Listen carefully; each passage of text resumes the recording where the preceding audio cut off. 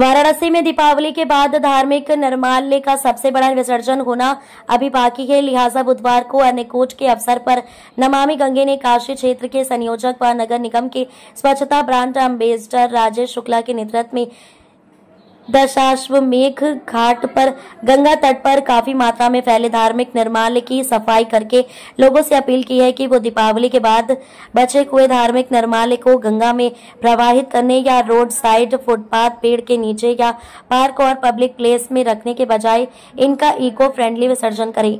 गंगा और उसकी सहायक नदियों के संरक्षण के लिए आगाह करते हुए गंगा सेवक राजेश शुक्ला ने कहा कि दीपावली पर लगभग हर घर में श्री गणेश और लक्ष्मी जी की नई मूर्ति की पूजा होती है, लेकिन पुरानी मूर्ति का क्या होगा।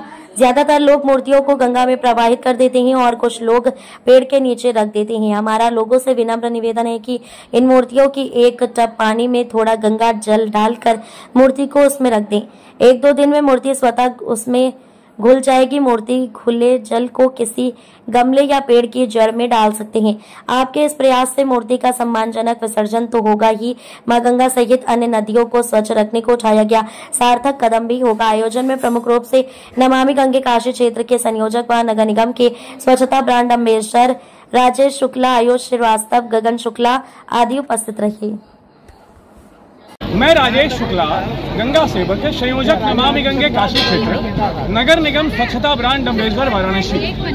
आज अन्नकूट का पर्व है और अभी तो दीपावली के बाद का सभी निर्माल्यों का विसर्जन बाकी है। जो हमारे धार्मिक निर्माल्य हैं उनको हम गंगा तट या फिर गंगा के किनारे छोड़कर चले जाते हैं, जो कि प्रदूषण फैलाते हैं।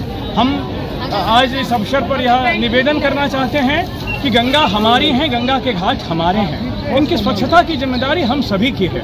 यह जो धार्मिक निर्माल्य दीपावली के बाद निकलेंगे, जिसमें कि कई प्रकार की मूर्तियां भी होंगी, जो कि आप यदि गंगा में विसर्जित करेंगे, वह कई प्रकार के मेटल से भी बनी होंगी और कई प्रकार के रंग रोगन से भी बनी होंगी।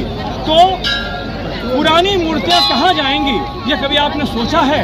यदि आप गंगा जी में डालेंगे तो गंगा में प्रदूषण बढ़ेगा। आइए हम आपसे निवेदन करते हैं कि उन मूर्तियों का, वो जो धार्मिक निर्माल्य है, उनका इको फ्रेंडली विसर्जन करें। यदि आप घर में गंगा जल ले जाकर एक बर्तन में गंगा जल में वह गणेश लक्ष्मी की मूर्ति डालते हैं और उनको उसमें घुलने देते हैं और उस बचे हुए जल को पौधे में समर्पित करते हैं, तो निश्चित रूप से यह इको फ्रेंडली विसर्जन होगा और हमारे पर्यावरण का संरक्षण भी होगा और उन मूर्तियों का भी सम्मानजनक हम विसर्जन कर पाएंगे। आइए दीपावली के बाद यह निश्चय कर लें कि हमें गंगा के तट पर या गंगा की सहायक नदियों के तट पर कोई गंदगी नहीं करनी है। यही निवेदन है। नमः पार्वती पते।